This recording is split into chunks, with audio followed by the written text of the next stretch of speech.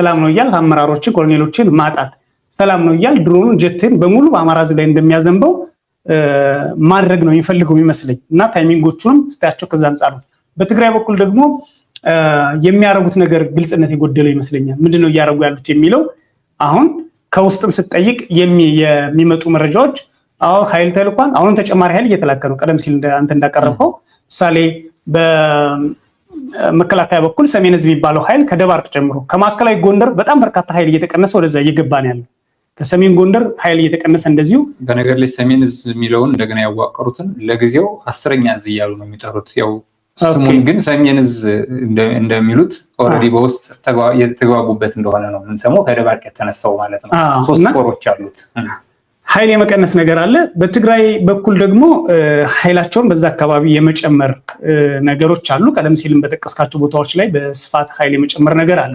መነሻውን ምንድን ነበር የሚለውን ደግሞ ከዚህ ግልባጭ ያለውን እንየው። የትግራይ የቲዲኤፍ አባላት ግቡ ተብለው ገቡ እና አስፋልት ተሻግረው ወንዝ ተሻግረው ያዙ ተብለናል ብለው ምንም ሳይተኩስ ነው ስምሪት ያደረጉት። ካምፕ የሚያደርጉባቸው ቦታዎችን ለይተዋል። እንደሃዳቸው የተለያዩ ቦታዎች ሄዱ። ከዛ መከላከያ ጠራቸው። እናንተ እዚህ ቦታ እኮ አይፈቀድላችሁም ለምንድን ነው አላቸው። አይ ከላይ ስምምነት ስላለ ግቡ ተብለናል፣ እኛ ውጊያ ማድረግ አንፈልግም፣ ግቡ ተብለናል አሉ። ኦኬ በዚህ ስምምነት መሰረት እስኪ በሉ ተጨማሪ ንግግር እናድርግ ብለው እነዛ ሁለት የቲዲኤፍ አመራሮች አንዱ ሎጂስቲክስ አንዱ የውጊያ መሪ የተባሉት ደግሞ በንግግር ለማድረግ በዛውም እዛ ያለውን የትግራይ ሰላማዊ ኃይል የሚባለው ሎቢ ማድረግ የሚፈልጉ ብዙ ጉዳዮች ስላሉ ሲሄዱ እንደምታየው ምርኮኛ ተብለው ተያዙ። ተኩሱ የተጀመረው ከዛ በኋላ እነዚህ ሰዎች ከተያዙ በኋላ ነው እና በዛው ከቀሩ በኋላ በዚህ ሂደት የተጎዱ ሰዎች ብዙ ናቸው። በሁለቱም በኩል ከመከላከያ አባላት 9 እንደተማረኩ እና ያንንም የቲዲኤፍ አባላት ይፋ ማድረግ እንዳልፈለጉ ፕሮፓጋንዳው ከፍ እንዲል እንዳልፈለጉ ሲናገሩ ሰምቷል። ግን በብልጽግና ደጋፊዎች በኩል ግን የሚወራው ጦርነቱ ወልቃይትን አዳርሶ ኤርትራ ተጨምሮበት እንደውም አልመጣም ብሎ ኢሳያስ ሁሉ ስልክ ደውሎ ምናምን የሚል በጣም የተጋጋለ ነው። የኃይል ስምሪት ግን አለ እዚህ ላይ መካድ የሌለበት ዋና ዓላማው ከዚህ አንፃር ስናየው አንደኛ ይሄ ነገር የተከሰተበት ጊዜ ሁኔታዎች ቦታው ከዚህ በፊትም እኮ ቦታው ላይ ተፈናቃዮች ይመለሳሉ ተብሎ ተመልሰው ከሌሎች አካባቢ ባልተመለሱበት ሁኔታ እዛ ጋር ተመልሰው የተፈናቃዮች እየተገደሉብን ነው የሚል ጀነራል ታደሰ ወረደ በተደጋጋሚ ያነሳዋል። በባርነት ውስጥ ገብተዋል ተፈናቃዮች እየተገደሉብን ነው የሚል ያነሳል እና በባርነት ውስጥ ያለው ህዝባችን ነፃ እናወጣለን ሲሉ እሷን ነው የሚጠቅሷት አካባቢዋን በመግለጫቸውም ማለት ነው። በህወሓትም መግለጫም ላይ የተጠቀሰው እሱ ነው። ጌታቸው ረዳ ያን ካለ በኋላ በጊዜያዊ አስተዳደር ኮሙኒኬሽን በኩል ለጌታቸው መልስ የሚሆን ሰጥቷል። መሰረት ሐዲሽ ነው ሐዲሽ መሰረት የምትባል የኮሙኒኬሽን ኃላፊ አቶ ጌታቸው እዛ ውስጥ የጠቀሰው ተፈናቃዮች በጦርነት መመለስ የለባቸውም፣ በዓለም አቀፍ ህግ መሰረት ብዙ መቋቋሚያ ብዙ የፋይናንሻል ብዙ የሰረተ ልማት የሚሰጣቸው አለ፣ ያንን ነገር ልታስቀሩባቸው ነው የሚል አለ።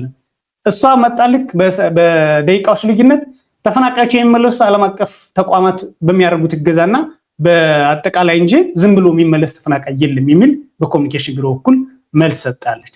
ስለዚህ በጉዳዩ ላይ ማንም ሰው ወታደራዊ አመራሮችም ሆነ የሲቪል አመራሮች እንዲሁም የአካባቢው ኃይሎች ግልጽ የሆነ ንግግሮችን አላደረጉም።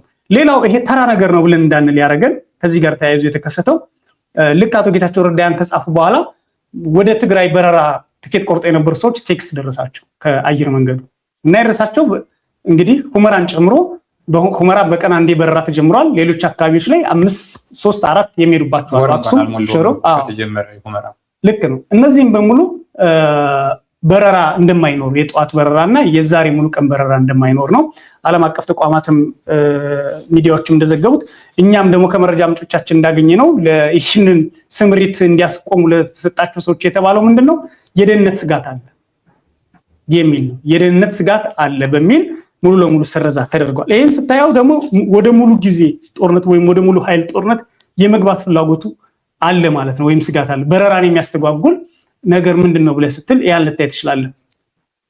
ወይንስ በመከላከያ ሰራዊቱ ውስጥ ያሉ ኮማንዶ የሚባሉ ሰዎች አሁን መቀሌ አርፈው ትርምስ ይፈጥራሉ ብለው የትግራይ ኃይሎች ናቸው ያስቆሙት የዘጉት እንዳትል በእነሱ በኩል የተባለ ነገር የለም። ከትግራይ የሚወጣ ኃይል አለ እንዳትል ቁጥጥሩን እያደረጋለ የፌደራል መንግስት ነው። በረራውን የቀረበት ምክንያት ምንድነው የሚለው ወይም ደግሞ በአየር መንገዱ ላይ ጥቃት ለመፈጸም ያሰበ ኃይል አለ ወይም ኤርፖርቶች ላይ ጥቃት ይፈጸማል እና ጦርነቱ ማውት ብሬክ ያደርጋል ብሎ ያስብ ኃይል አለው የሚለው ይሄም እስካልተነገረ ድረስ ገና እዛ ማይጸብሪ ላይ ተጀምሯል ለተባለ ግጭት በትክክል መቀሌና ሌሎች አክሱም ላይ ምን ያህል ስጋት አለ የሚለውን ለማሳየት የሚጠቀሙበት አይመስልም። ግን እነዚህ ከተሞች ግን ዞሮ ዞሮ የቲዲኤፍ ኃይሎች የከፍተኛ የስምሪት ማዕከልም ሆነዋል። ይህን ተከትሎ በባንኮች፣ በአገልግሎት መስጫ ተቋማት፣ በተለያዩ ቦታዎች በትግራይ የተፈጠረው ጫናና ህዝቡን ገንዘብ የማውጣት ፍላጎት፣ ሕክምና መድኃኒት የመግዛት ፍላጎት ከፍተኛ ውጥረት ፈጥሯን በላይ ካሽም በተወሰነ መልኩ ካሽም ተገድቧል። 2000 ብር ብቻ ነው የሚያወጡት። ተመሳሳይ ነው እየነገሩን የነበረው። ስለዚህ ይህም ራሱ ሌላ መጪውን ጊዜ አመላካች ነው። በተለይ ደግሞ ህዝቡ ላይ የሚያመጣውን ጫና ከወዲሁ የሚያሳይ ነው። በነገራችን ላይ በቃሉ በኋላ ላይ በደንብ ወደ ከመረጃዎቹ በኋላ እንመለስበታለን እንጂ የጦርነቱ ሂደትን በተመለከተ የሚባሉ ነገሮች አሉ። በእቅድ ነው ወይስ በስምምነት የሚለውን በኋላ ላይ እንፈትሸዋለን። ከዚህ ጉዳይ ጋር ተያይዞ ፋኖ ምን እያለ ነው የሚለውን ፋኖ ይፋዊ በሆነ መልስ አልሰጠም፣ ወይም ደግሞ ማብራሪያ አልሰጠም። በዚህ ጉዳይ ላይ እንዲሰጥም አይጠበቅም በእኔ እምነት። ለምን ገና ኦፊሻላዊ የሆኑ ነገሮች አልወጡም። በሰላም ስምማን ነው በፕሪቶሪያ ስምምነት መሰረት ባለቤት ናቸው የሚባሉ የስምምነቱ ባለቤት ናቸው የሚባሉት አካላት እስካሁን ድረስ መግለጫ ያልሰጡም፣ አድፍጠዋል። አንዳቸውን እየጠበቁ ይመስላል። እንግዲህ ብልጽግናና ህወሓት ናቸው የፕሪቶሪያ ስምምነት ተፈራራሚ ኃይሎች። እነዚህ ኃይሎች አሁን እየተታኮሱ ያሉ ናቸው።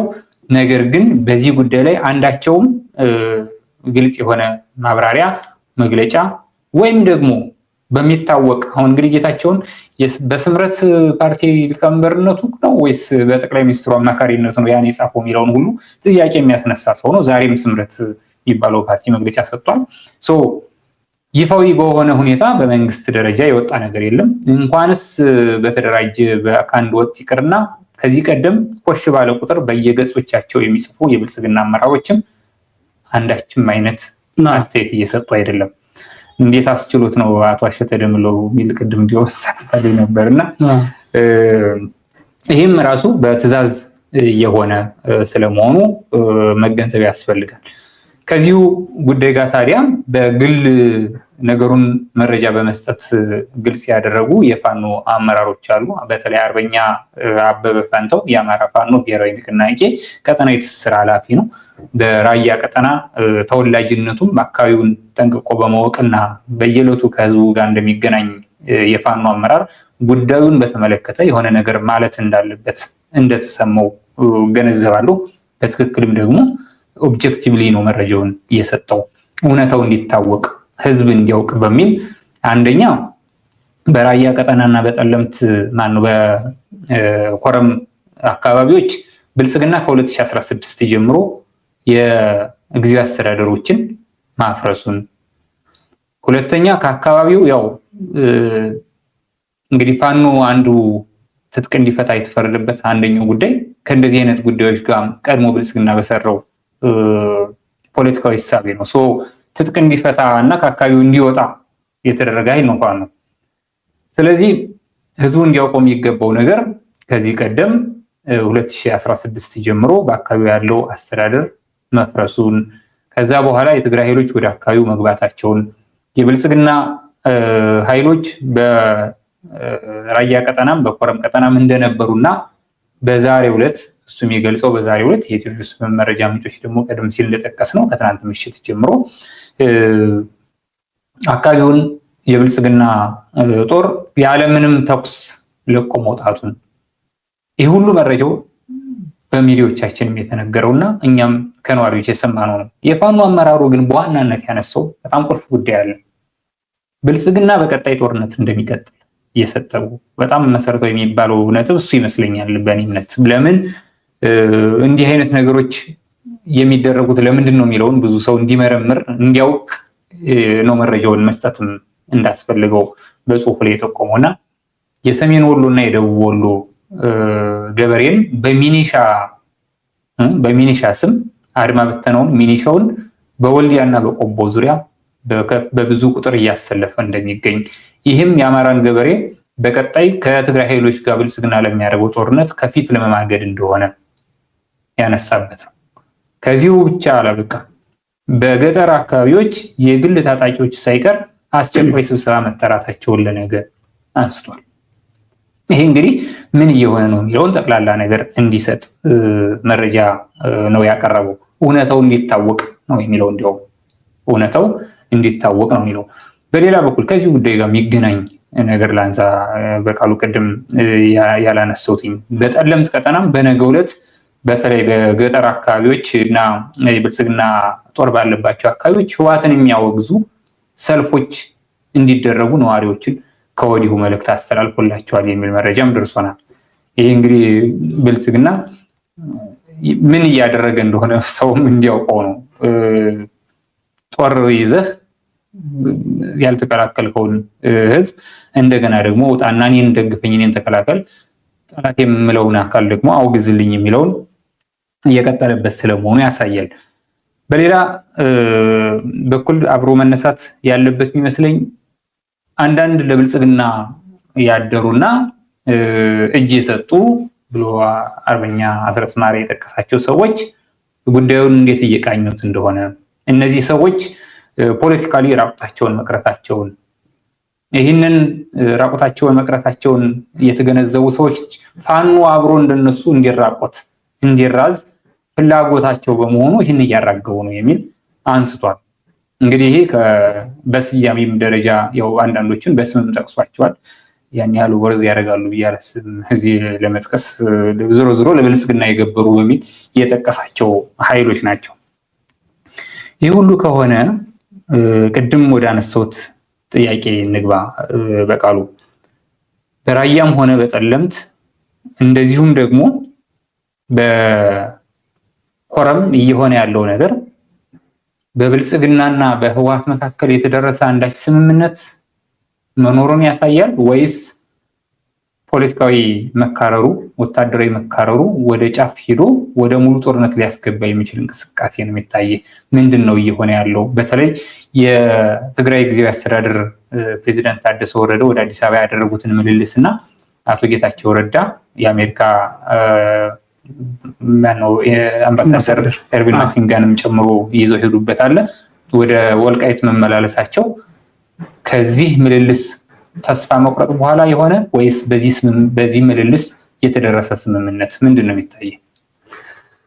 እኔ የሚታየኝ ብልጽግና ዝም ብሎ እየጮህ እንዳለ ነው እና ድራማ ውስጥ በጣም እንዳለ ነው የሚታየኝ፣ በግልጽ ማለት ነው። የሚፈልገው ግብ አለ። እሱ ግን ምንድን ነው የሚለው ላይ ልንከራከር እንችላለን፣ ወይም ደግሞ አታያችን ላይ ይችላል እንጂ አሁን ብልጽግና እነዚህን አካባቢዎች ከትግራይም ከአማራም ከነጠቃቸው ቆይቷል።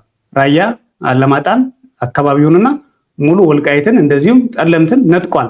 የአማራም አይደለም በአሁኑ ሰዓት፣ የትግራይም አይደለም፣ በአማራ ክልል ስርም አይደለም፣ በትግራይ ክልል ስርም አይደለም። የሚገብረውም ቀጥታ በጀት የሚሰጠውም ወርቁ የሚሄደው ሹመት የሚሰጠው ከላይ ከብልጽግና ነው። የምክር ቤት አባላትም ሌላም የለው። ከነጠቀ ከ2016 ጀምሮ ኦልሞስት አሁን 2 ዓመት ሞልቷቸዋል። እነዚህን አካባቢዎች የሚያስተዳድራቸው ወታደራዊ ኃይሉ ነው። ወርቁንም ሌላውንም ሀብቱን የሚበዘብዘው አስተዳደሩንም የሚያስተዳድረው በዛ ነው። ይህን በደንብ መያዝ ያስፈልጋል። ስለዚህ መንጠቁን ደግሞ የምናውቀው በዛ አካባቢ የነበሩ ጊዜ አስተዳደሮች ምሳሌ አማራ ከተቆጣጠረው በኋላ ወይም በትግራይ ከጦርነቱ በኋላ በአማራ ክልል ስር እንዲሆኑ የተደረጉ ጥረቶችን በሙሉ አክሽፎ ሰዎችን አስሮ መልሰናል። ተመልካቾች በጣም ይቅርታ እንጠይቃለን። ከኢንተርኔት ኮኔክሽን ጋር በተገናኘ ተቋርጠን ነበር። በቀጥታ አሁን ውይይታችን እንቀጥላለን። በቃሉ እያነሳን የነበረው ከብልጽግናና ከህወሓት ጋር በተገናኘ የስምምነቱን ሁኔታ ወደ ጦርነት የሚያመራ ወይስ በስምምነት እየሆነ ያለ የሚለውን ነው እያነሳን የነበረው። እና እነዚህን አካባቢዎች ቀደም ሲል ለማንሳት እንደሞከርኩት በብልጽግና የተነጠቁ አካባቢዎች ናቸው። የሚያስተዳድራቸው ብልጽግና ነው። ከትግራይም ከአማራ ማስተዳደር ወይም ከህዝቡም ነጥቋቸዋል። ህዝቡንም የኔ ነው የሚል ግልጽ የሆነ ጭቆና ውስጥ አስገብቶ በወታደራዊ አገዛዝን የሚያስተዳድራቸው የራያንም የአላማጣንም ሌሎችን በሙሉ ማለት ነው። ይሄ ግልጽ ነው። ይሄ እዚህ ላይ የሚሸወድ ሰው ካለ አይ ቲንክ አንዳንድ ሰዎች ያለው ልክ በአማራ ስር እንደነበረ አማራ ተቆጣጥሮት እንደነበረ አሁን ብልጽግና ደግሞ ለትግራይ መመለስ እንዳለበት አማራ አድርገው ወይም ደግሞ አማራው ለቲዲኤፍ መመለስ እንዳለበት ወይም ለትግራይ መመለስ እንዳለበት አድርገው የሚያወሩ ሰዎች አሉ። በአረዳድ ደረጃ በእነዚህ ተቋማቱ በእነዚህ አካባቢዎች ላይ የተመሰረተው የብልጽግና አገዛዝ ነው። ከዚህ በፊት የማንነት ጥያቄ ሲያነሱ የነበሩ ማህበራት፣ አደረጃጀት ተቋማት ብዙዎቹ ተሳደዋል የሚለው ነው። በተለይ በራያና በጠለምት አካባቢ ማለት ነው። እነዚህን አካባቢዎች ስለዚህ አሁን በስምምነት ነው ወይ እየተጫወቱ ያሉት የሚለው ብዙ አይታየኝ። እኔ ብልጽግና እዚህ ላይ ቅድም ድራማ እየሰራ ያሉት ለዛ ነው። የብልጽግና ድራማ ምንጩ ከዚህ በፊት አንድ ደብዳቤ ጽፏል በላይ ለተባበሩት መንግስታት ድርጅት። ያም ደብዳቤ ምንድነው ጥምረት ፈጥረው በምዕራብ ትግራይ ብለው በሚጠሩት አካባቢና ወይም ይገባኛል ይዞታ ቦታ ባላቸው አካባቢዎች ጥምረት ፈጥረው የቲዲኤፍ የኤርትራ ኃይልና ፋኖ ሊወጉኝ ነው ብሎ ለተባበሩት መንግስታት ድርጅት አሳውቋል። ያ ወግተውኛልም ሊወጉኝም ነው ብሎ በግልጽ ሁለቱንም ቋንቋ ተጠቅሞ አሳውቋል፣ በግልጽ ማለት ነው። አሁን ደግሞ ጥምረቱ የታለ? ይሄ ሁሉ ፍርሃት ከየት መጥቶ ነው ባልተገለጸ ሁኔታ የሚል ግልጽ ጥያቄዎች ደግሞ ነበሩ አይደል? በፖለቲካል ኮሚቴው ገና ለገና ቲዲኤፍ እና ፋኖ ይስማማሉ ብሎ ነው ወይም አልተዋጉ ብሎ ነው ወይስ ያላየነው ነገር አለ የሚል ነበር በብዙዎች ዘንድ ጥያቄ። ይሄንን ሊሸፍን የሚችለው ደግሞ በፋኖ በኩል አንድነት መጣ። ይሄ የፋኖ አንድነት በኔ እይታ ቀጥሎ አንድ መሪ ድርጅት ስላለውና ጀነራል ተፈራም ሌሎችም በወጡት በነመከታውም ሌሎችም ባደረጓቸው ንግግሮች ጌታ አስራደም ባደረገው ንግግር ከዚህ በኋላ የሚኖሩ ንግግሮች ሁሉ በድርጅት ነው የድርጅቶቹ ውሳኔና አመራሮች ናቸው የሚል ግልጽ አቋም መስመር ይዘዋል። ከማንኛውም ኃይል ጋራ ብልጽግናን ከሚጠላ ኃይል ጋር ደግሞ አብረን እንሰራለን የአማራን ሕዝብ ጥቅም እስካልነካ ድረስ ወይም ደግሞ በጥቅማችን ላይ ኮምፕሮማይዝ እንድናደርግ ስለማንፈልግ ዛሬ ልክ አስረስ እንዳለው የምናስከትለው እንጂ ሁለተኛ የምንሆነው ወይም የምንላላከው ኃይል እስከሌለ ድረስ እንሰራለን የሚል ነው። ይሄ የፋኖ አንድነት መታወጅ የፋኖ አመራሮች ከቲዲኤፍ አመራሮች ወይም ከሌሎች ኃይሎች ጋራ ንግግር ሊጀምራሉ ይችላሉ ወይም ጀምረው ይሆናል የሚል ግልጽ ጋር ስላደረበት ብልጽግና ይህንን ድራማ እየፈጠረ ያለ ይመስለኛል። አይን ምለው ምንድነው በጠለምት የተኮሰው ማን ነው? ምንድነው የተፈጠረው? ጠለምት ላይ ያለውን አሃድ የሚመራው የመከላከያ አዛዥ ከዋና አዛዦች ጋር የተነጋገረው ምንድነው? ለወደፊት ሊወጣ ይችላል። እዛ አካባቢ ያሉ የጸጥታ ኃይሎችና ሚኒሻዎችን ምን ብለው ነገሯቸው? የተከዜ ዘብ ከወልቃይት ኤሪያ ወደዛ እንዲሻገር የተደረገው በማን ትዕዛዝ ነው? እንደዚህ የሚለው ዲቴል ስታየው ድራማው ግልጽ ነው ይታያል። ያ ለተባበሩት መንግስታት ድርጅት ያስገባው ደብዳቤ እነዚህ ቀጠናዎችን በሱ እጅ እንደሆኑ እነዚህ ቀጠናዎች ደግሞ በትብብር ሊወጉበት እንደሆነ እሱንም በትብብር መንግስቱን ለመጣል እንደሚፈልጉ የሚያነሳ ነው። ስለዚህ በአሁኑ ሰዓት አሁን ምሳሌ ከነዚህ አካባቢዎች ሲወጣ ምንም ውጊያ የለም። ምሳሌ ከራያ አላማጣ ወጣ አይደል? ጦሩ በላይ አስቀድሞ በዜናዎቻችን ኃይል ይጨመርልኝ ሲል ነበር። እዛ አካባቢ ያለው ኃይል እዛ አካባቢ የነበረው መከላከያ ኃይል ይጨመርልኝ ያሉ ሁኔታዎች ጥሩ አይደሉም ኃይል ይጨመርልኝ ሲል አልጨመሩለትም። አንዳንዶች ሊልኩለት ሞክረዋል፣ ግን ጥሎ ወጣ። ሲወጣ አሁን ውጊያም የለም። ከወጣ በኋላ ቆቦ ነው የገባው። ቆቦ ከገባ በኋላ ደግሞ ሚኒሻ የማደራጀት የተደራጀው ሚኒሻ ሌሎችን የማስታጠቅና አጀንዳውን የማያዝ ነገር አለ። በዚህ ውስጥ የሚሰራው ድራማ አንዱ ይሄ ነው። በእነዚህ አካባቢዎች ብልጽግና ጦር ሲወጣ አሁን ለተባበሩት መንግስታት ድርጅት ባስገባው ደብዳቤ መሰረት ተሸንፎ ወጣ ነው የሚባለው ወይንስ በእነዚህ አካባቢ ያሉ ግጭቶችን የአማራና የትግራይ ለማድረግ አሁን የሚሞክረዋል? ለምሳሌ አበበ ፈንታው የገለጸው አለ ሚኒሻዎችን የማሰልጠን አማራዎችን በዛ በኩል የማካተትና ሰለባ ማድረግ የተባለው ማለት ነው። የብልጽግና አክቲቪስቶች የሚጮሁት ደግሞ ጦርነቱ የትግራይ ኃይሎች እየመጡ ነው፣ አማራ ሊወጉ ነው፣ ስለዚህ አማራው ተዘጋጅ የሚለው አለ።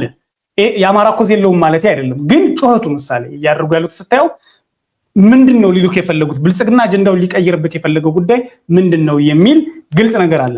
በትግራይ ኃይሎች በኩል ደግሞ ያለውን ነገር ብንፈትሽ በትግራይ ኃይሎች በኩል ይሄን ለምን ዛሬ ያደረጉት የሚለውን ብንመለከት ቀደም ሲል ብልጽግና የፋኖን አንድነት ለመስበርና ህዝቡ ፋኖ አንድ ሆነ የሚለውን ደስታ እንዳይጨርስ በዛም ላይ ደግሞ ፋኖዎች የተደራጁት እኛን ህልውናችን ነፃ ለማውጣት ነው የሚለው ላይ ጥርጣሬ እንዲያሳድር በዛ በአንድነቱ ሂደት ውስጥ ደግሞ በጊዜያዊነት ቅሬታ ያላቸው ወይም ደግሞ አንድ ሲሆኑ በሂደት ጉዳዮችን እያጠራን እንመጣለን እንፈታቸዋለን ብለው የተቀመጡ ኃይሎች ካሉ ቶሎ ተሰንጥቀው እንዲወጡለት በዓለም አቀፍ ደረጃም በቀጠናውም ደረጃ አጀንዳው ፋኖ አንድ ሆኖ መሪውን መርጦ አስታውቋል።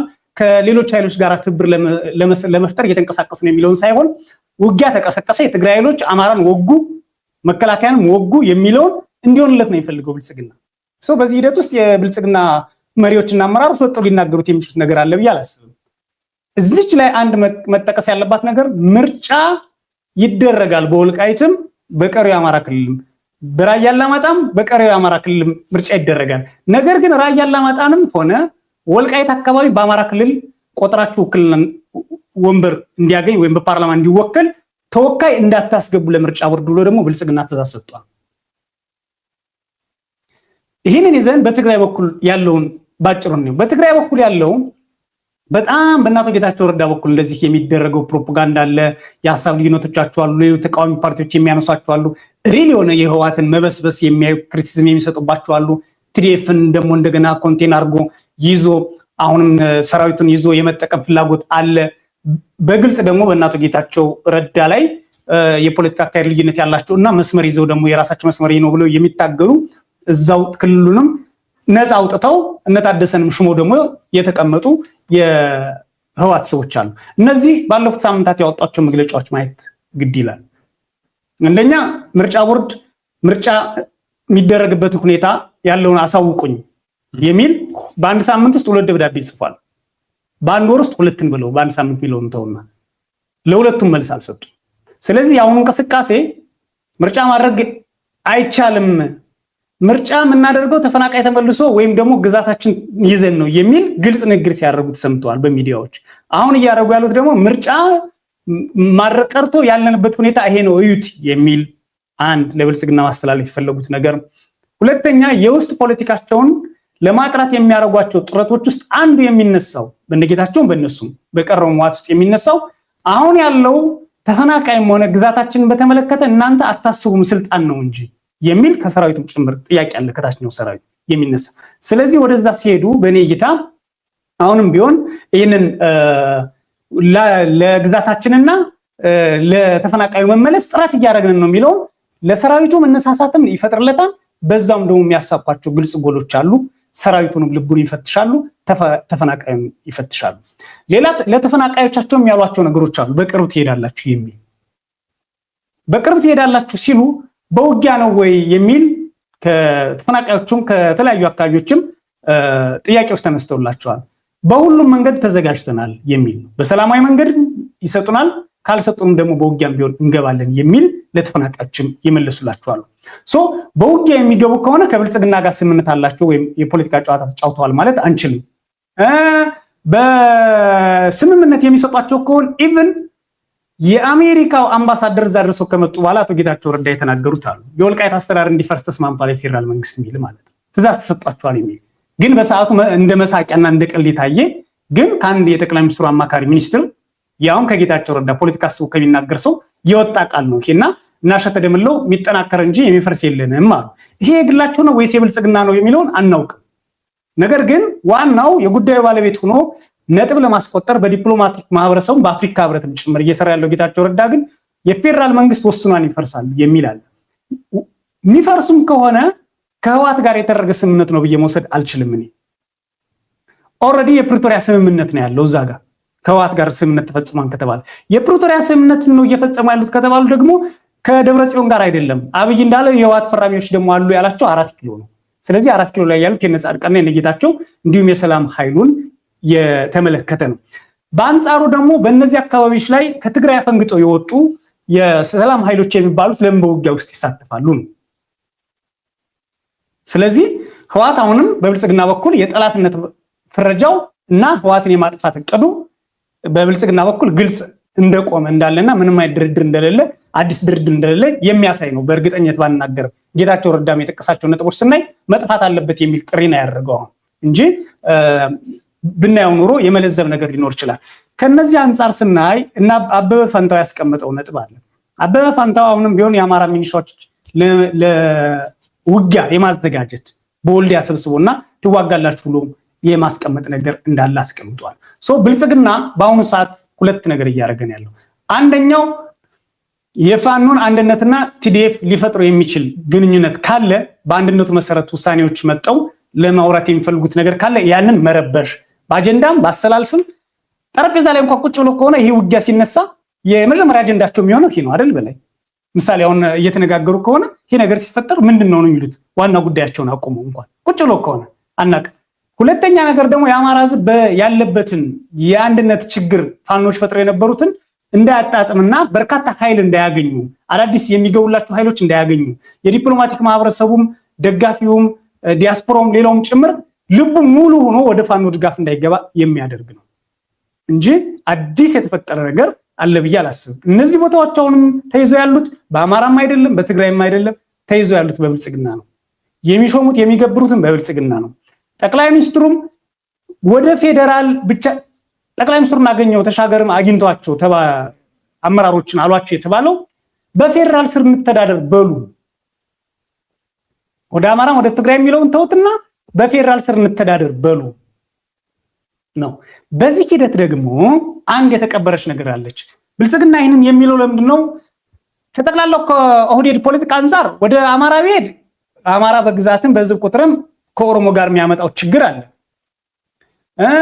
ወደ ትግራይ ቢሄድ አሁንም የትግራይ ኃይሎች እዛ አካባቢ ቢንቀሳቀሱ በራሱና በህልውናው ላይ የሚያመጣው ችግር አለ። ግን እዚህ ላይ ደግሞ ሌላ የውጭ ኃይል መሰረታዊ ፍላጎት አለ። ከዚህ በፊት በእነዚህ በተለይ በወልቃይትና በእነዚህ አካባቢዎች የኤርትራ ኢንተረስት የኢሳያስ አፈወርቂ ኢንተረስት ይታወቃል። እሱም በአማራ በኩል ድጋፍ አድርጎ አማራዎች ያዙት ብሎ ከፍተኛ ውጊያ አድርጓል። አሁን ባለው ሁኔታ ግን ቀጥታ ይህን ቦታ እንዲይዙ የሚፈልገው ቲዲኤፍ እና ቲዲኤፍ ነው። ለምን? ከዛ ቦታ ተንደርድሮ የፌደራል መንግስት የሚባለው የአብይ አህመድ ኃይል ኤርትራን የማጥቃት ግልጽ ፍላጎት ስላለው ማለት ነው። ስለዚህ ግፊቱም ሆነ ስምምነቶች ወይም ደግሞ ንግግሮች ካሉ ከዚህ አንጻር የምናየው ይሆናል ብዬ አስባለሁ። በዚህ ሁኔታ ላይ ፋኖ አጀንዳ የሆነው ለምንድን ነው? ፋኖ ምሳሌ ብልጽግና የትም ቦታ ቢኖር ወጋዋለሁ ብሏል። አራቱም ላይ ይኖር፣ ወልቃይትም ላይ ይኖር፣ ጎንጂ ቆለላም ላይ ይኖር፣ ታችኛው ወልድባም ላይ ይኖር ወጋዋለሁ ብሎ በግልጽ አስታውቋል። አንድ ሁለተኛ አንዱና ዋነኛው ጠላቴ ብልጽግና ነው ብሏል ፋኖ። ሌላው ርዕዮተ ዓለሜ በሙሉ አማራነት ነው ብሏል። ከዛም ኢትዮጵያዊነትን ማንበር ነው ብሏል። ሌላስ ከሌሎች ህዝቦች ጋራ የአማራ ህዝብ በፍቅርና በሰላም እንዲኖር ጥረት አድርጋለሁ ብሏል። እነዚህ ሁሉ ብልጽግናን የሚረብሹ ናቸው። የብልጽግና ደጋፊዎች ግርግር ውስጥ የገቡበት ማለት ነው። በአንጻሩ ብልጽግና ግን ብሏል፣ እየተጣመሩብኝ ነው፣ እየመጡብኝ ነው፣ እነሱ ብቻ ሳትሆን ግብጽ ሁሉ ተጣምራብኛለች የሚል ግልጽ ቅዠት ውስጥ ገብቷል። ፍራቻ ውስጥ ነው ያለው፣ በፍጹም ፍራቻ ውስጥ ማለት ነው። እና በዚህ ሁኔታ ዋናው ህዋትን ወይም ደግሞ ግብጽን ወይም ሻቢያን ሳይሆን እንግዲህ ፋኖ የለም እኮ በነሱ ተደግፈው ነው ምግብ ኃይልን የመራው ጦሩን ይላሉ አይደለ? ወልዲያ ላይ ሲመቱም ወልዲያ ላይ ቲዲኤፍ ነው የመታቸው እያሉ ፋኖ ማቅም የለውም ሲሉ ነው የቆዩት። እነሱን አጀንዳ ከማድረግ ይልቅ በዋናነት አጀንዳና ታርጌት ያደረጉት ፋኖ ነው።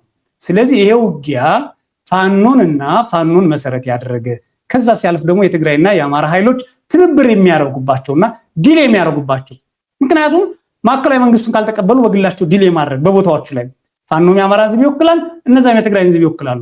ግልጽ እስካረጉ አጀንዳቸው በህዝብ ተቀባይነት እስካገኘ ድረስ ዲሌ የሚያደርጉበት ሁኔታ በህዝቡ ዘንድ ጥያቄዎች ቢነሳ መመለስ የሚያስችል እና ጥቅሞቻቸውን አሳልፈው የማይሰጡ ለጋራ ለወደፊቱ ለሁለቱ ህዝቦች ወይም ለኢትዮጵያ አንድነት የሚያመጣ እስከሆነ ድረስ እኔ ህዝቦቹ የመቀበል ችግር ይኖርባቸዋል ብዬ አላስብም። ከኔ ጀምሮ አንዱን አሸናፊ አንዱ ተሸናፊ አንዱ ሰጪ አንዱ ተሳጪ የሚሆን ከሆነ ግን ቅድም አስረስ እንዳለው ነው ጁኒየር እና እንትን የመሆንም ነገር የለም። ያን ይሄ በምስራቅ አፍሪካ ዋነኛው ረባሽ ነው የተባለው አብይ አህመድ ያመጣው ጩኸት ነው። ይሄ ነው። ሌላ ሮይተርስ እና ሌሎች ዓለም አቀፍ ተቋማት ከዲፕሎማቲክ ምንጮች ነው እነዚህን ጉዳዮች የዘገቧቸው።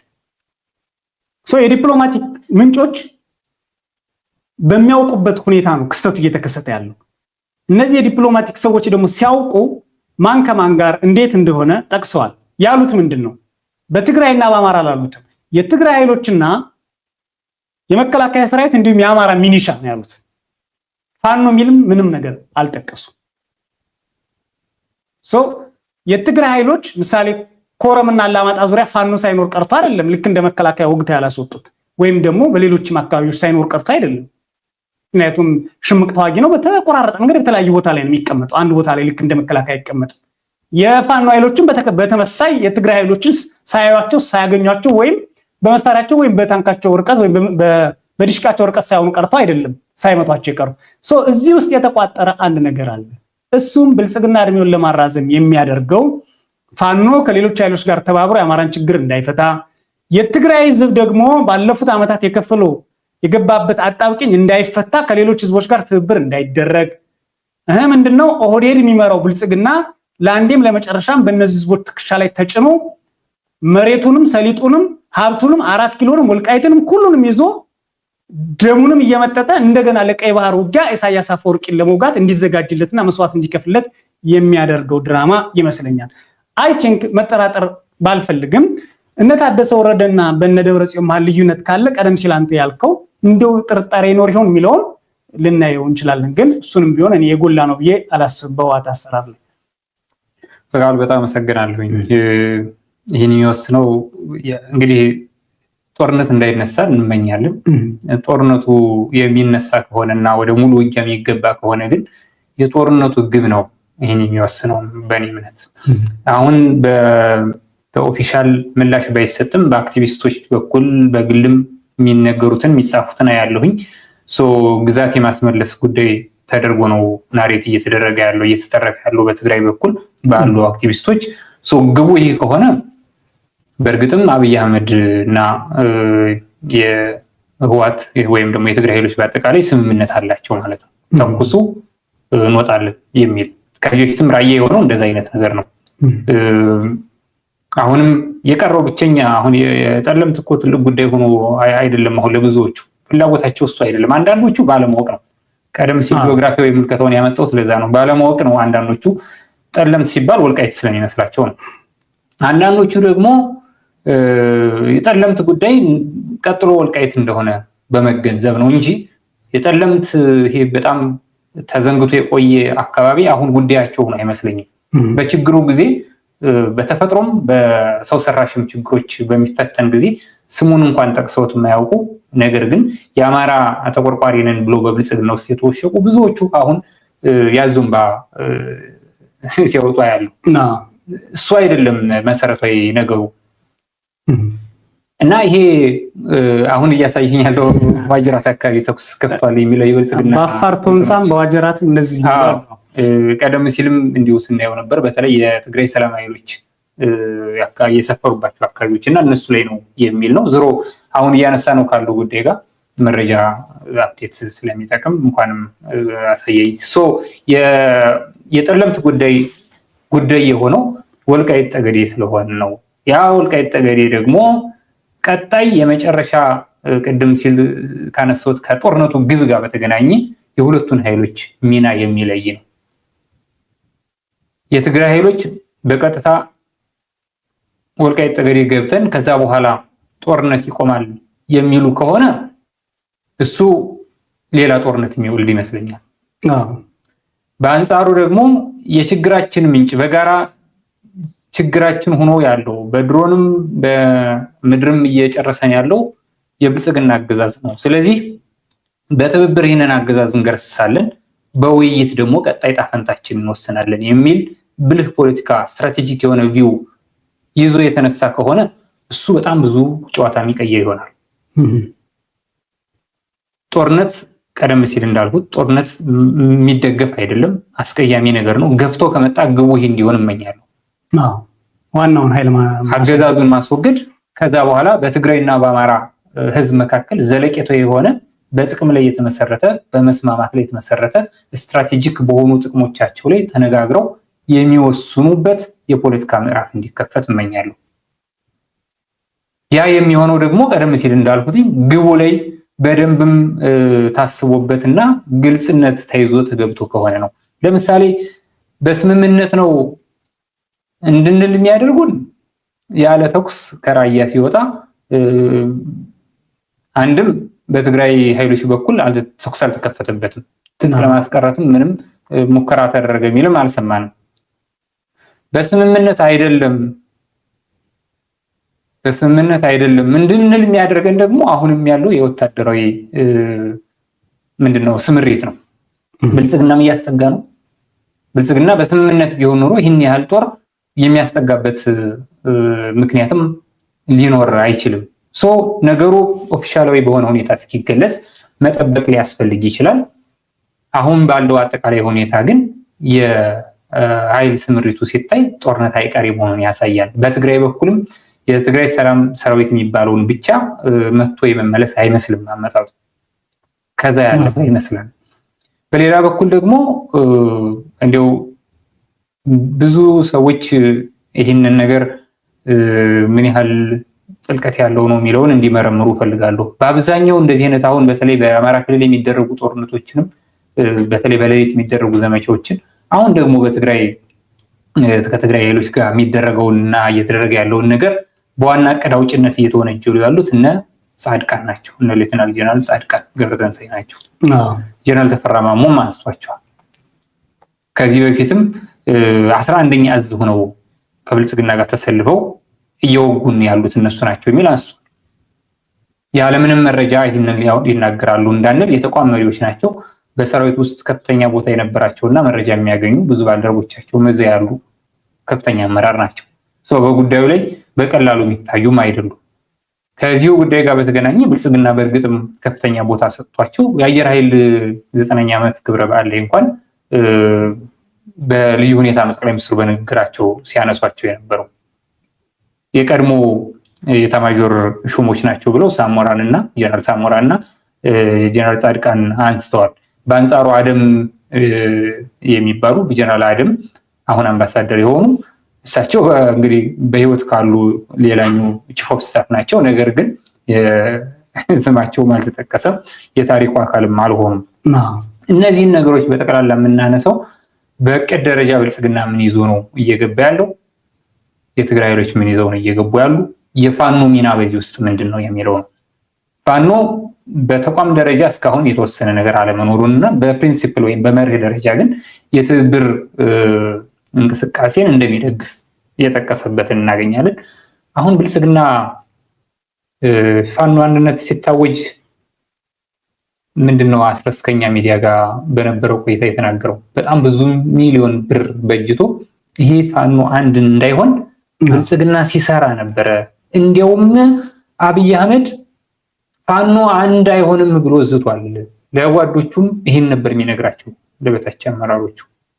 ይህንን ሰብረን ብዙ አመራሮቹ የተናገሩት እነ መከታውም ሌሎችም የተናገሩትም ብዙ የተተበተበ ሴራ ነበር። እሱን በጥሰን ነው አንድ የሆነው ነው ያሉት።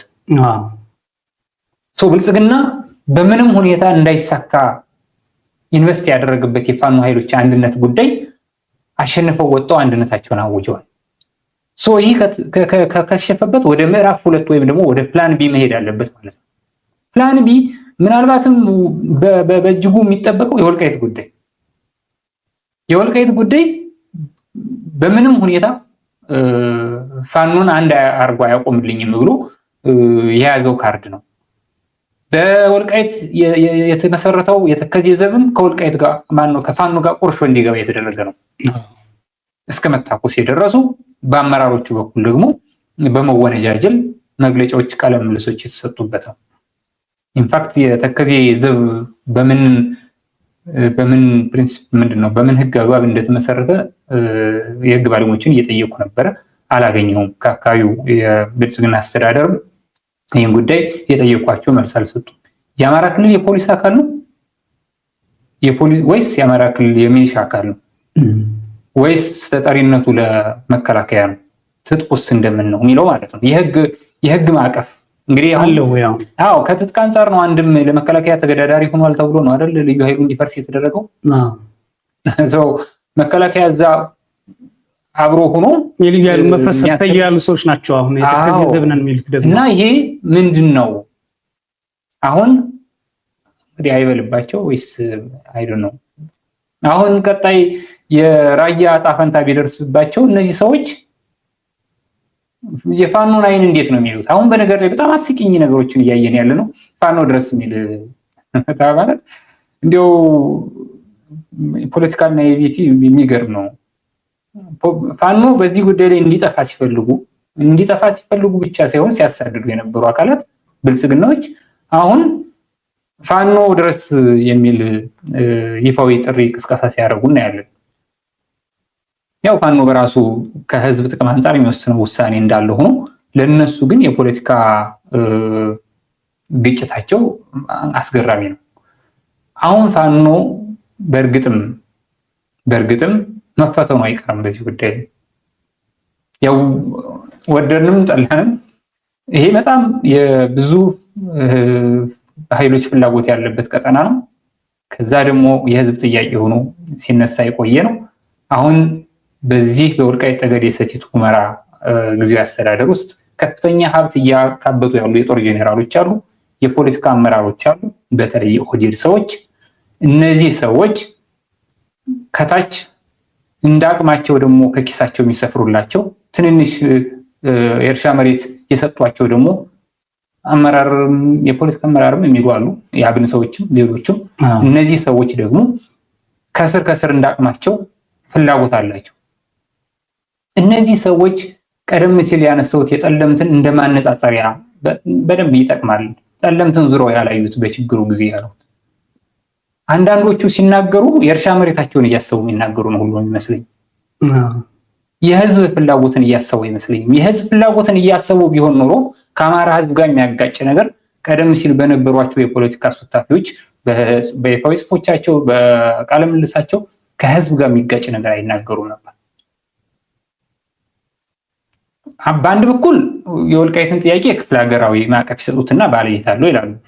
በሌላ በኩል ደግሞ አንዳች ነገር ሲኖር ይኸውና በዚህ ጉዳይ ላይ እንደዚህ ሆነ ብለው ደግሞ ጩኸት የሚያሰሙ ይሆናሉ። ሲደምቅ የነሱ ብቻ ነገር ከረረ ሲል ደግሞ የጋራ ለማድረግ የሚሞክሩ ጥቂት ግለሰቦች አሉ። አይ ዶንት ቲንክ የህዝብ ፍላጎት አይመስለኝም። የዚህ አይነት የህዝብ መድረኮችም ተፈጥረው አላየንም። ቡድን አለ፣ የሆነ ቡድን አለ። ያ የጥቅም ቡድን ቅድም ባነሳሁት ዳይሬክት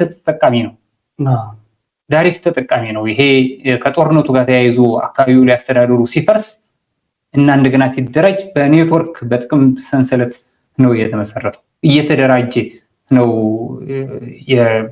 የመሬትም የሌላም ሪሶርስ ቅርምት ውስጥ የገባው። ያ ነው ብዙ እንዲያናገራቸው ያደረገው። ቀደም ሲል የሚያውቋቸውን ሰዎች ሁሉ ከርቀት መገፍተር የጀመሩት በፖለቲካ እይታ መገፍተር ጀመሩ።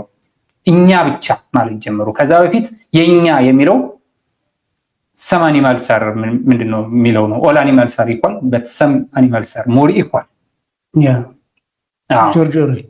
ወልቃይት የሁላችንም ነው። ከሁላችንም መካከል ደግሞ በጣም የሁላችንም የሆነ ሰዎች አለን ነው ያሉት። በትክክል ያሉት ያን ነው። አሁን ደግሞ ነገሩ ከረር ማለት ሲጀምር እንደው ከዛም ደግሞ የተሻለ ወልቃይት ሁላችን ይመለከተናል፣ ግን በጣም የሚመለከተን ደግሞ እኛን ነው የሚሉት ማለት ነው። እና እንዲህ አይነት ነገሮች እየመጡ ነው። ዞሮ የቀድም ያልኩትን ወደ አንተ ላምጠው በቃሉ እንደ ማሳረጊያም እንዲሆን የአማራና የትግራይ ኃይሎች የአማራና የትግራይ እንደ ህዝብ ተጠቃሚ የሚሆንበትን ስትራቴጂክ በሆነ ሁኔታ የወደፊት ጣፈንታቸውን በስምምነት በውይይት ሊፈቱ የሚችሉበትን በኢትዮጵያ ያላቸውን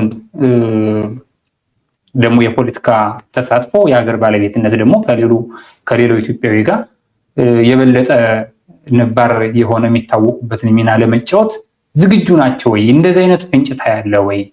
የሚበላሽ ነገር ወይም ደግሞ እንዳይበላሽ የሚያስችልም ደግሞ እንደ አንድ ሚዲያ ባለሙያ ተጠቅማ የምትሰጠው ነገር ካለ ይሄ በጣም መሰረታዊ የውይይታችን ነጥብ ይመስለኛል።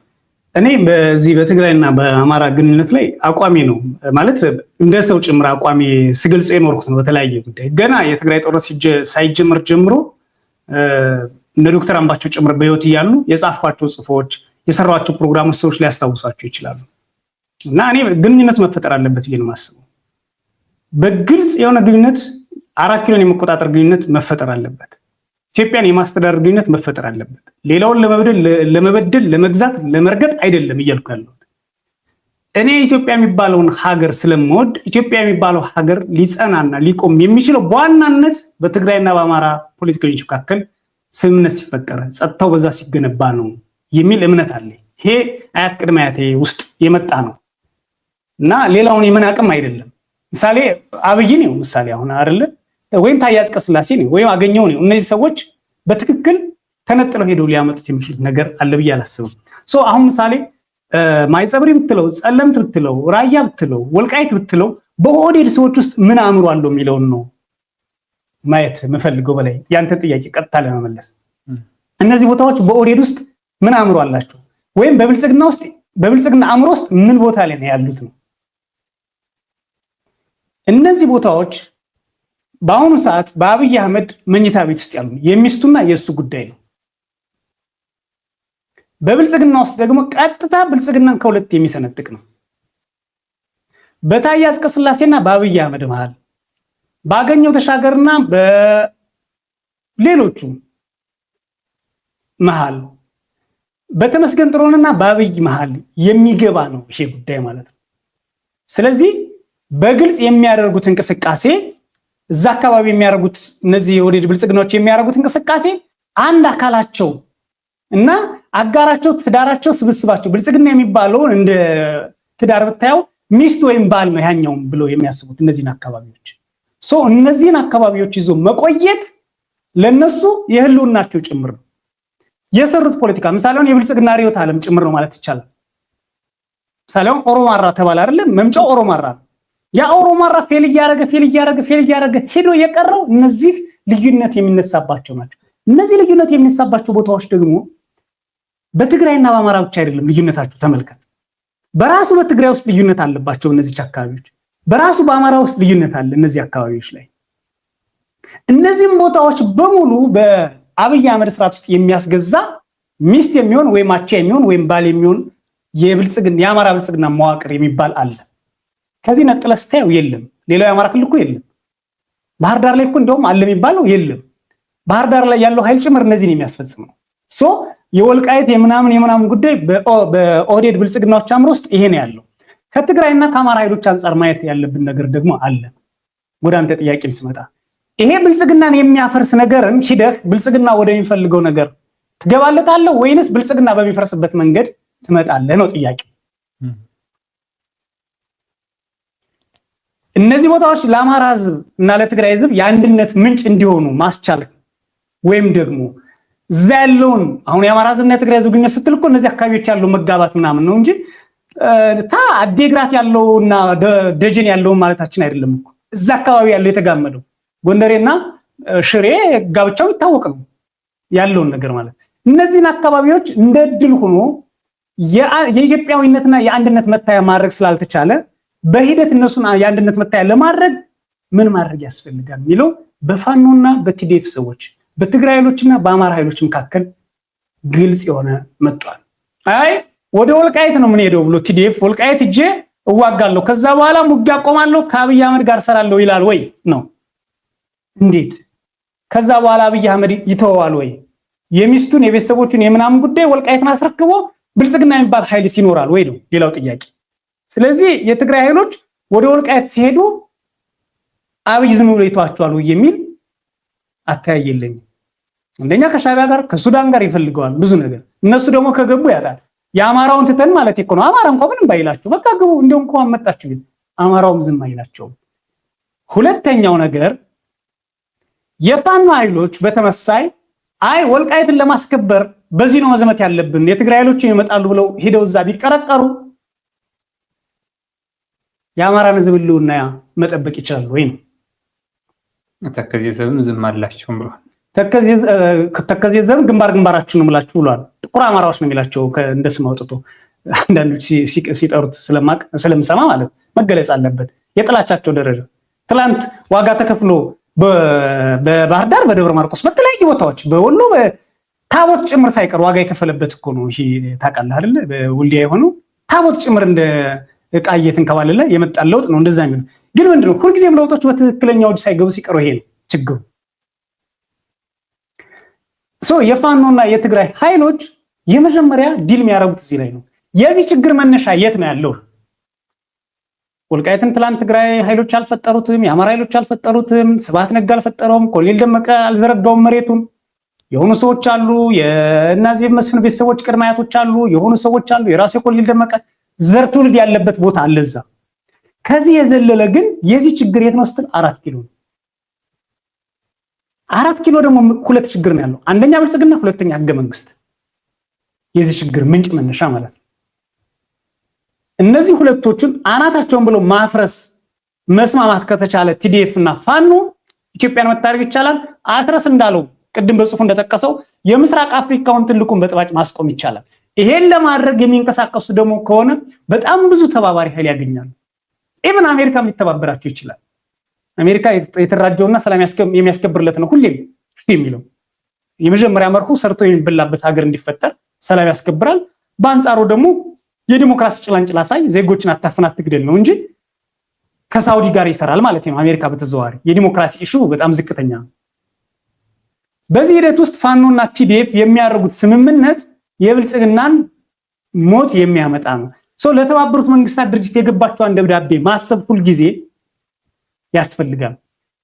የትግራይና የአማራ ኃይሎች ከተባበሩ ተቀበርኩኝ የሚል የጩኸት ደብዳቤ ነው ያስገባው። ወልዲያ ላይ ቀበሩኝ፣ ይሄን ያደረጉት ደግሞ የትግራይ ኃይሎች ጭምር መጣው ነው የሚል ነው።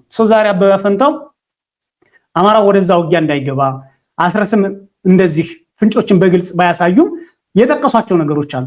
በእኔ እይታ የትግራይ ኃይሎችም ሆነ የአማራ ኃይሎች በዛ አካባቢ ሊያረጉት የሚችሉት ውጊያ ካለ የሆኑ ፎቶ አለ፣ የሆኑ ሁለት የሜዳ ፍየሎች እየታገሉ አንበሳ መጥቶ ከኋላ ሲበላቸው የሚያሳይ አንድ ቪዲዮ አለ። እንደዛ ነው የሚሆነው። ብልጽግና ሁለቱን የሚጨርሳል። ብልጽግና እሴት የለውም። ብልጽግና ተስማማው፣ ተደራደሩ፣ ውልጃለሁ፣ አስሬያለሁ ብሎ ለማለት ምንም እሴት የለውም። አሁንም እኮ የሆኑ ሰዎች አምጥተው ከታደሰ ወረደና ወይም ደግሞ ከደብረጽዮንና ከአብይ ጋር እጅ ቢያጨባብጡ የሆኑ ፈረንጆች እኮ ድሮም እኮ ደብረጽዮን ወደዋል ይላል እኮ የብልጽግናው አብይ እኮ ማለት አይቀርም። ፈረንጆች ታያያዟቸው ማለት ምንም እሴት የለውም። የደላላ ባህሪ ነው ያለው። ይሄ ቤት የሚያከራይ ደላሎች መንገድ ላይ የሚሰሩ ምናምን አሉ አይደል? መናቂ አይደለም። ስለዚህ ይህንን ኃይል እስካላስወገድክ ድረስ በፍጹም መቆም አችልም። እዛ አካባቢ ያለው ህዝብና እዛ አካባቢ በደል የደረሰበት የተገደለበት 40 እና 50 ዓመት የታገለ ነፃነቱን የሚፈልግ ማንነቱን ማስከበር የሚፈልግ ኃይልም በትክክል ከራሱ ወገኖች ጋር መነጋገር ያለበት። ብልጽግና እሴት የሌለው ኃይል ብቻ ሳይሆን መሰረት የሌለው ኃይል ነው። ብልጽግናን አምነህ ከትግራይ ኃይል ጋር መዋጋት የለብህም። ብልጽግናን አምነህ ከአማራ ኃይል ጋር መዋጋት የለብህም። በበፊቱም ጦርነት ያነሳሁት ይሄንን ነው። በበፊቱ ኢሳያስን ይወጋዋን የሚል ገና እኔ ከአብይ ውጊያ ውስጥ ያለ ኢሳያስን የሞጋት እቅድ እንዳለው ስናነሳ ነበር በሚዲያችን በተለያየ መንገድ። ከኢሳያስ ጋር እንደሚጣላ የኢሳያስ ባህሪና የአብይ ባህሪ የተለያየ ነው። ኢሳያስ በጣም ጭክ ያለ መስመር የጠበቀ ነው። አብይ ደግሞ ሐሳቡ የሚቀየረው ልክ እንደ ልብስ እንደ ካልሲ ነው። አማራውንም መውጋት እንደሚፈልግ ገና በትግራይ ጦርነት ባለው ተሳትፎ ቀጥሎ የሚወጋው አማራ ነው የሚለውን አንስተናል። ህወሓትም ቢሆን ከአማራ ጋር ያለውን ግንኙነት ማስተካከል አለበት። ያ ሁሉ መስዋዕትነት ያ ሁሉ ወጣት ያልቅም ነበር። ህወሓት በአማራ ላይ ይዞት የመጣው ትርክት ነው ያን ሁሉ ወጣት ያስጨረሰው።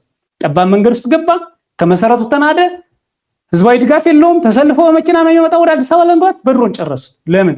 በዙሪያው ያለው የአማራ ህዝብ ጠላት አርጎ ፈርጆታል። አሁንም ይሄንን ነው። ይሄ እውነታ ነው፣ ተፈጥሮ ነው። ተፈጥሮን መቃወም አይቻልም። የተከዜ ወንዝን ማጥፋት አችልም። ምሳሌ የተከዜ ወንዝን ግን የሁለት ህዝቦች የግንኙነት የሞትም አራስ ሆነው ሲወልዱም ልብሳቸውን ያጠቡበት አሳውጥተውም የሚበሉበት ቅዱስ ዮሐንስ ሲሆንም የሚጠመቁበት እንደሆነ ካሰበ መታረም ይችላል። ለምንድን ነው ባለፈው 40 ዓመት የጸብ መሰረት የሆነው የሚለው ደግሞ ያውቃል፣ ሰው ይታወቃል። በምን ምክንያት ከዛ በፊት ባለው ለምን የጸብ መሰረት አልሆነም የሚለው ማለት ነው። እና እኔ እሱ ማየት ያስፈልጋል። ሌሎች ወርቅና ሰሊጥን በተመለከተ የሚያወሩ አሉ። ቅድም ምሳሌ የሆነ ቡድን ብለን ያነሳነው ጥቅምን አስበው የሚጮህ አለ። በትግራይም በኩል ሪሶርስን አስበው የሚጮህ አለ። በአሁኑ ሰዓት ኦህዴድ እያደረገ ያለው ወይም ደግሞ የዚህ ብልጽግና ያህል እያደረገ ያለው ወርቅህንም ሁሉንም ነገር ይዞ ምንድነው እያደረገ ያለው የሚለው ማሰብ ያስፈልጋል። አንተ ሰሊጡ ስላመረትከው ወርቁ ስላመረትከው ሀብት አለህ ማለት አይደለም። ለብሔራዊ ባንክ ታስገባለህ ወይም ትሸጠው አይደል? ከተሸጠ በኋላ ምን እያደረገ ነው ያለው? ያ ገንዘብ ነው ጥያቄው። ድሮን እየተገዛ የአማራና የትግራይ ህዝብ እየተደበደበበት መስጂዶቹ፣ አብያተ ክርስቲያናት፣ ገዳማቱ እየተዋረዱበት አይደለም ወይስ በአንጻሩ እግረኛ መንገድ የነበረው ጠጠር መንገድ የነበረው አስፋልት ባቡር የነበረው እንዲየሆነለት ወይም ትምህርት ቤቶች እየተገነቡበት ነው የሚለውን ማሰብ ያስፈልጋልና እኔ ምን እንደሚያስቡ ባልረዳም የትግራይ ኃይሎችና የአማራ ኃይሎች በዚህ ላይ ተዋግተን ወደዛም ወደዚህ እንሄዳለን የሚሉ ከሆነ ነገር ፈረሰ፣ ጨዋታው ፈረሰ ማለት ነው። አብይ አህመድ 30 ዓመት ይገዛል፣ ህዝብንም ያጠፋል። ነገር ግን በተፈናቃይ ጉዳይ ዲል አድርገው በባለቤትነት ጉዳይ ደግሞ 4 ኪሎን ቁጭ ብለን ዲል እናደርጋለን። ይሄ ደግሞ አንዱ ችግር ህገ መንግስቱ ነው። ህገ መንግስቱንም መቀየር የሚያስችል ይፈጠራል። የህገ መንግስቱ ውስጥ የመጀመሪያ የሚጠቅመው የአማራን ህዝብ የትግራይ ህዝብ ነው። ቀጥሎም የአማራን ህዝብ ሊጠቅም ይላል። የአማራ ህዝብ የደረሰበትን በደል ወይም ደግሞ የደረሰበት ያለ ጥቃት መቆም የሚችለው ህገ መንግስቱ ሲለወጥ ነው የሚል ስምምነት በቲዲኤፍ እና ፋኖ መሃል ከመጣ ይሄ ኢትዮጵያን የሚያቆም ነው። ኢትዮጵያ እንደገና ቤቷን የምትሰራበት ነው። ከዚህ ሌላ ከኢሳያስ አንጻርም ማየት ያስፈልጋል። ለምን ይሄን እንደምል ታውቃለህ? ህወሓት አሁን ያለው ህወሓት ኢሳያስን መርጦ አብይን ጠልቶ ቀርቷን አይደል? እነጌታቸው ደግሞ አብይን መርጠው ሄደዋል። 100% በራሳቸው የመወሰን ፍላጎት ቢኖራቸውም አቅምም ቢኖራቸውም ህወሓቶች የኢሳያስ ፍላጎት ምንድነው?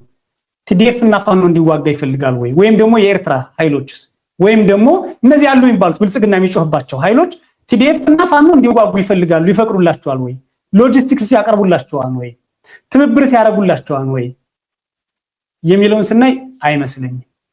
ስለዚህ ብልጽግና አሁን እየጮህ ያለው ግባተ መሬቱ መፈጸሙ አይቀርም። ብልጽግና እነዚህ ማይጸብሪ፣ ወልቃይት፣ ኮረም፣ አለማጣ ላይ ከተሸነፈ ይተረተራል።